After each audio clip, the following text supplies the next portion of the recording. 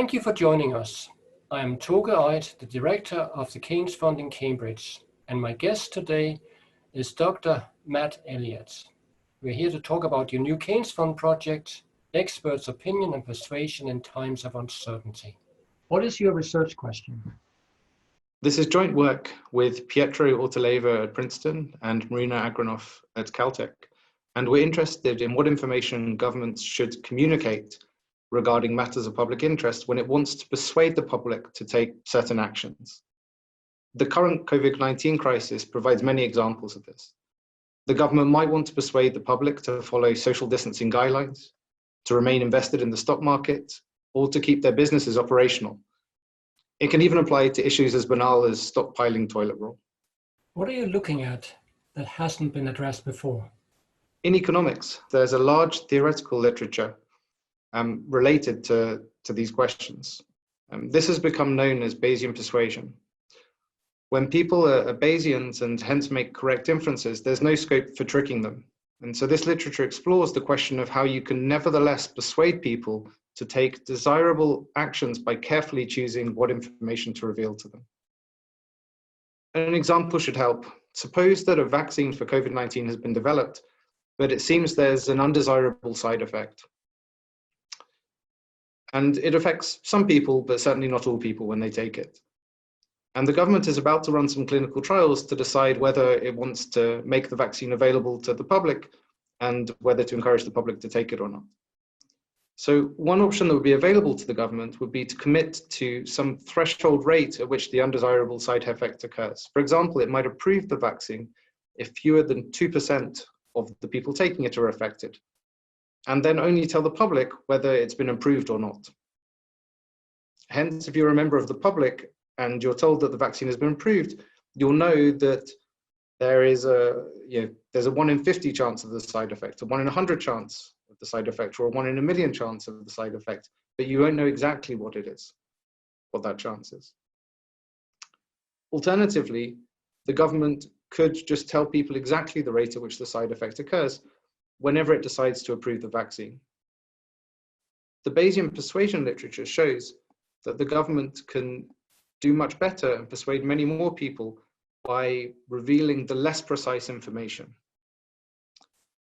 What we want to know is whether this works in practice. We're undertaking a field experiment using a representative sample of the US population to this end. We'll be providing some of the first evidence on the efficacy of Bayesian persuasion. What wider social issues does your research address? As I've mentioned, there are many applications of Bayesian persuasion and several related to the current crisis. Our research can help inform governments about the value of having mechanisms that enable it to commit to releasing certain information and only that information. It's really important for Bayesian persuasion to work that the government is able to make these kind of commitments. If, for example, we think about vaccines again, and the government has said it's only going to say whether the vaccine is approved or not, and then it turns out that the incidences of the side effects are very rare, let's say 1 in a million, it will be tempted to release that information to the public. If it gives into that temptation, then people in the first place should be skeptical about what it means when the government says that the vaccine has been approved. And that does unravel the value of Bayesian persuasion. Beyond helping us to understand the value of these commitment devices, it also tells us about the practical value of using Bayesian persuasion versus revealing more information or finer-grained information. How can your research help us understand more about the economy and society? In economics, there are several instances in which expectations can be self-fulfilling. If we think, for example, that the stock market is going to crash, and that's a widely held belief, then the stock market will crash. Everyone will pull their money out of it and it'll crash. The same is true even of the toilet roll example. If it's the case that everyone thinks there's going to be a shortage in toilet roll and everyone goes out and stockpiles it, then there will be a shortage in toilet roll. And what this means is that it's really important for the government to make sure that expectations stay positive, stay good.